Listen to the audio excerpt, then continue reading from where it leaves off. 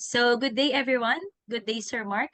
We are here today to present to you our program entitled ElastiCalc, Empowering Engineering with Stress and Strain Calculations. So, I am Juliana Caipino. I'm Hannah Jane A. Panganiban. I am Bianjami Noeli V. Endozo. And we are your presenters for today. Let's start with the vision of our project. In engineering, the elasticity of a material is measured using moduli like Young's modulus, bulk modulus, or shear modulus. Next is the concept like stress and strain are crucial in the study of material behavior and engineering in general. Lastly, understanding stress and strain is crucial in the field of engineering as they played significant role. By analyzing stress and strain, engineers can assess the strength and durability of materials, predict their behavior under different loading conditions, and design structures that can withstand the applied forces without failure. This knowledge allows engineers to ensure the safety and reliability of various engineering applications from buildings and bridges to vehicles and machineries. So, in relation to the topic, our group developed an all-in-one elasticity calculator, a valuable tool designed to assist engineers and students in solving problems related to stress, strain, and Young's modulus. So, this program aims to simplify calculating these variables by providing a user-friendly interface and an intuitive workflow. So, one of the significant advantages of ElastiCalc is its user-centric program or design. The program includes educational portions that define the terms stress, strain, and Young's modulus, ensuring that users have a firm grasp of the guiding ideas. And it is not just a mere calculator. So it also includes fun facts and trivia that add enjoyment and interest to the learning process.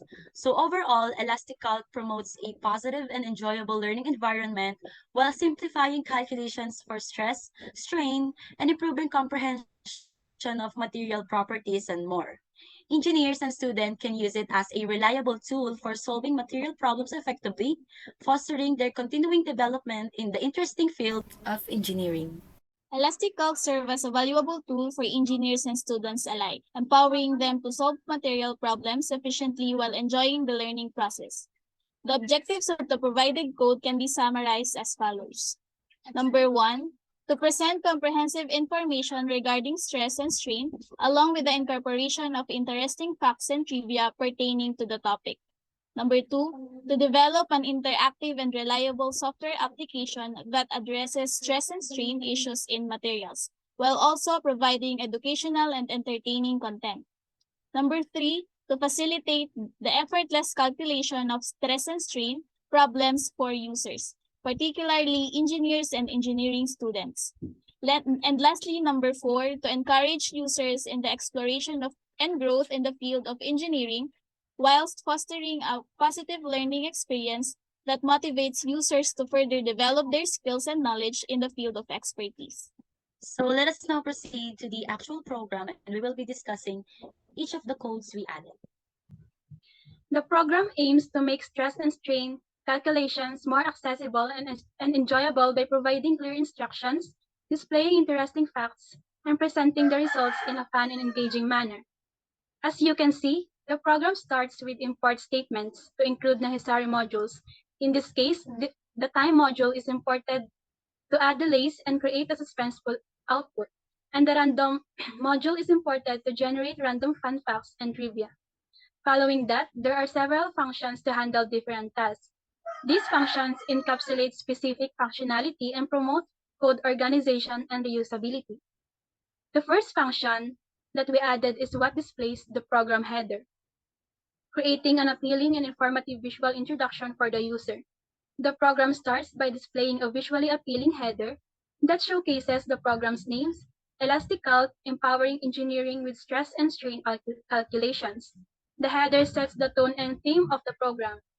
As you can see po, nag-add po kami ng konting pa-design or yung pa-arte na part ng aming program. After the header, the program provides information about stress, strain, and Young's modulus through this function. And it explains this concept to give users a better understanding of their significance and relevance to material calculations. In this part naman po, ipapaliwanag ng program kung anong meaning ng stress, strain, and Young's modulus para po mas magkaroon pa ng prior knowledge ang mga users at para ma-refresh yung kanilang mga brain about sa kanilang isosolve na problem. So moving on naman po, we also wanted to make the program fun and engaging. So we added a function called fun output. For the delayed printing, we use the function time sleep. So this creates a suspenseful effect, building anticipation before revealing the calculated result. And in addition to that, the function selects a random fun fact or trivia from a predefined list using the random choice function from the random module. So each time the function is called, a different fact or trivia is chosen, adding an element of surprise and education. So we also included nga po dito ay trivias and facts related to the topic. As they reveal an answer, kasama rin po dito yung trivia and fun fact nga po. So moving on po, ito naman po ang next na function which is the function to solve for the missing variable. So this function serves as the main logic for solving the missing variable.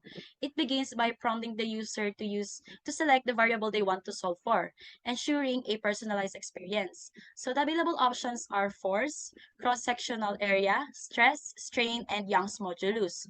After validating the user's choice, the function collects the known variables required for the calculation. So we use the if, else conditional statements to ensure a valid input.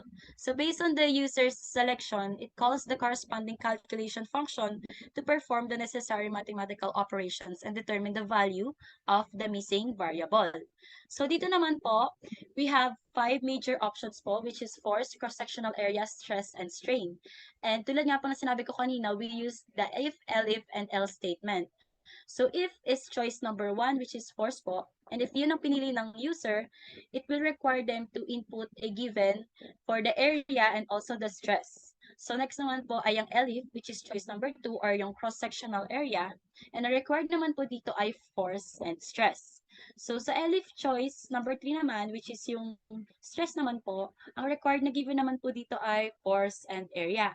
Sa elif choice number 4, which is the strain, ang required naman po is the changing length and the original length. And the elif choice or the choice number 5, which is the Young's modulus, ang required naman po ditong variable ay ang stress and strain. And else naman po, it will print invalid choice and it will require the user to enter another number which is among lang po dun sa options na binigay namin. The program contains calculation function for each of the selected variables. This function perform the core calculation of the program. They take specific parameters, perform mathematical operations, and return the calculated value for the respective variables. So meron po kaming 5 function and its parameters. And yung una po is calculate force na may parameters na area and stress, which calculates the force by multiplying the area by stress.